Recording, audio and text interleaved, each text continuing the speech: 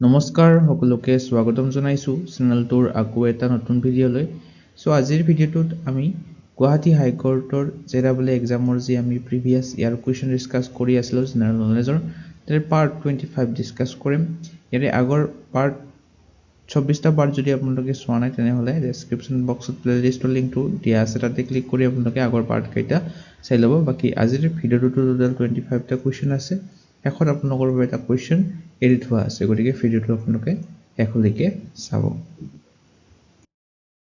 আজিৰ ভিডিঅ'টোৰ প্ৰথম প্ৰশ্নটো হৈছে which one of the following is not a district? নিম্নলিখিত কোনখন এখন জিলা নহয়?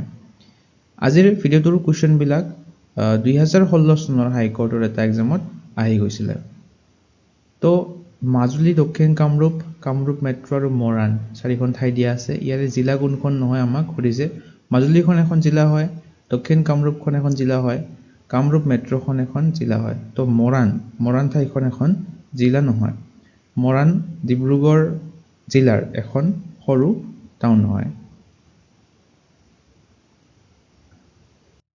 নেক্সট 2 নম্বৰ কুৱেশ্যনটো হৈছে হোৱাট ইজ আলি আই লিগাং? আলি আই লিগাং কি? এই চাৰিটা অপশ্যনৰ শুদ্ধ উত্তৰটো হয় option B, a festival of Mising community of Assam. অৰ্থাৎ এই আলি আই লিগাংটো এটা মিচিং জনগোষ্ঠীসকলৰ এটা উৎসৱ। 3 নম্বৰ কুৱেশ্যনটো হৈছে হু ইজ নন এজ ৰসৰাজ? এটা ইজি কুৱেশ্যন। ৰসৰাজ নামেৰে কাক জনা যায়? সকলোৱে জানো আমি অপশ্যন বিটো হ'ব শুদ্ধ উত্তৰ। লক্ষ্মীনাথ বেজবৰুৱাক আমি ৰসৰাজ নামেৰে জানো, আৰু লক্ষ্মীনাথ বেজবৰুৱাক ৰসৰাজ উপাধিটো অসম সাহিত্য সভাই প্ৰদান কৰিছিলে 1931 চনৰ শিৱসাগৰ অধিৱেশনত। কুৱেশ্যনটো হৈছে which one of the following is the only hill station of Assam? অৰ্থাৎ এই চাৰিখন ঠাইৰ কোনখন অসমৰ একমাত্ৰ পাহাৰীয়া ষ্টেচন বা একমাত্ৰ হিল ষ্টেচন? ইয়াৰে অপশ্যন এটো হ'ব শুদ্ধ উত্তৰ। হাফলংখন হৈছে অসমৰ একমাত্ৰ হিল ষ্টেচন, আৰু এই হাফলংখনক ছুইজাৰলেণ্ড অৱ দ্য ইষ্ট বুলিও কোৱা হয়। অসমৰ ছুইজাৰলেণ্ড অৱ দ্য ইষ্ট বুলিও কোৱা হয়। নেক্সট কুৱেশ্যনটো হৈছে who is known as father of Assamese prose? Asomiya গদ্যৰ পিতৃ বুলি কাক জনা যায়? ইয়াৰে অপশ্যন এটো হ'ব শুদ্ধ উত্তৰ বৈকুণ্ঠনাথ ভট্টাচাৰ্য। অৰ্থাৎ বৈকুণ্ঠনাথ ভট্টাচাৰ্যক আমি এছামিজ প্ৰজ অৰ্থাৎ অসমীয়া গদ্যৰ পিতৃ বুলি জানো, আৰু তেখেতক চমুকৈ ভট্টদেৱ নামেৰে আমি সকলোৱে চিনি পাওঁ। তো ভট্টদেৱৰে সম্পূৰ্ণ নামটো হৈছে বৈকুণ্ঠনাথ ভট্টাচাৰ্য। 6 নম্বৰ কুৱেশ্যনটো হৈছে who was the first editor of Assamese journal Jonaki? Asomiya আলোচনী জোনাকীৰ প্ৰথম সম্পাদক কোন আছিল? চন্দ্ৰকুমাৰ আগৰৱালা, জ্যোতিপ্ৰসাদ আগৰৱালা, বিষ্ণুৰাভানে এটাও নহয়। ইয়াৰে অপশ্যন বিটো হয় অপশ্যন এটো হয় শুদ্ধ উত্তৰ চন্দ্ৰকুমাৰ আগৰৱালা। অৰ্থাৎ জোনাকী আলোচনীখনৰ প্ৰথম সম্পাদকজনৰ নাম আছিলে চন্দ্ৰকুমাৰ আগৰৱালা। আৰু এই জোনাকী আলোচনীখন কেতিয়া প্ৰথম মুকলি হৈছিলে? 1889ত, অৰ্থাৎ 1889 চনত। নেক্সট কুৱেশ্যনটো হৈছে the name the first T company of Assam? অসমৰ প্ৰথম চাহ কোম্পানীটোৰ নাম কি আছিলে? অসম কোম্পানী, অসম চাহ কোম্পানী, ব্ৰিটিছ চাহ কোম্পানী নে ইষ্ট ইণ্ডিয়া চাহ কোম্পানী? অপশ্যন এটো হয় শুদ্ধ উত্তৰ। অসমৰ প্ৰথম চাহ কোম্পানীটোৰ নাম হৈছে অসম কোম্পানী, যিটো গঠন হৈছিলে 1839 চনত 1839ত। 8 নম্বৰ কুৱেশ্যনটো হৈছে how many bridges are there on river Brahmaputra? Brahmaputra নদীত বৰ্তমান কিমানখন দলং আছে?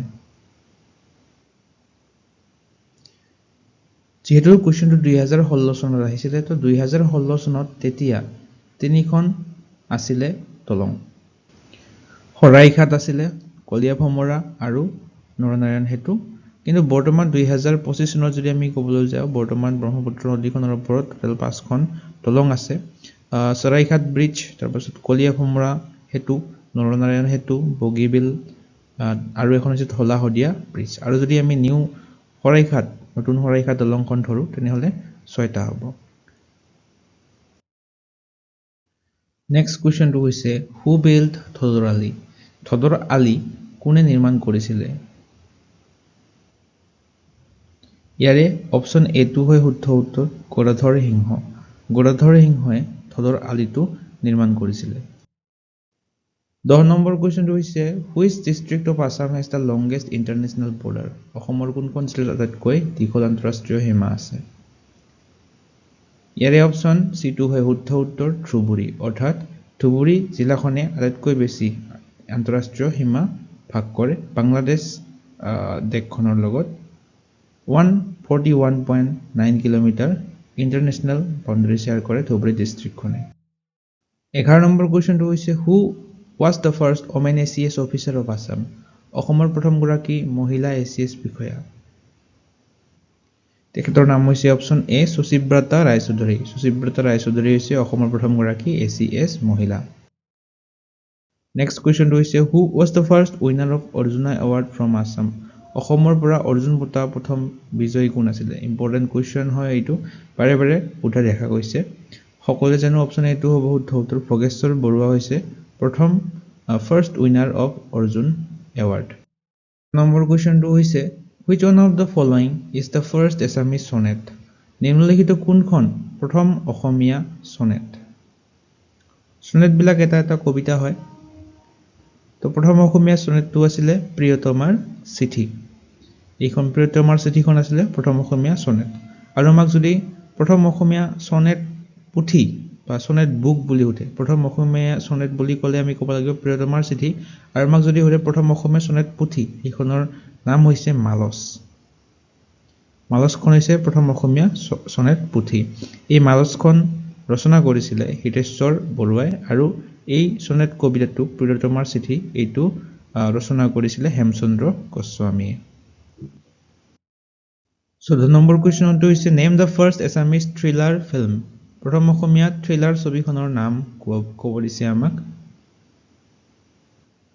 এই চাৰিটা অপশ্যনৰ অপশ্যন এটো হয় শুদ্ধ উত্তৰ ডক্টৰ বেজবৰুৱাখন হৈছে প্ৰথম অসমীয়া থ্ৰিলাৰ ছবি যিখন 1969 চনত 1969ত ৰিলিজ হৈছিলে আৰু এইখনক কোনে ডাইৰেক্ট কৰিছিলে কোনে পৰিচালনা কৰিছিলে ব্ৰজেন বৰুৱাই প্ৰথম অসমীয়া থ্ৰিলাৰ ছবি ডক্টৰ বেজবৰুৱাখন পৰিচালনা কৰিছিলে নেক্সট কুৱেশ্যনটো হৈছে which was the first Assamese daily newspaper প্ৰথম অসমীয়া দৈনিক বাতৰি প্ৰথম অসমীয়া দৈনিক বাতৰিখনৰ নাম হৈছে অপশ্যন এ দৈনিক বাতৰি আৰু প্ৰথম অসমীয়া বাতৰি কাকতখনৰ নাম কি হয় আপোনালোকে এটো কমেন্টত জনাব 16 নম্বৰটো কৈছে হু was the first Assamese to win Jnanpith award Jnanpith বঁটা লাভ কৰা প্ৰথম অসমীয়া কোন আছিল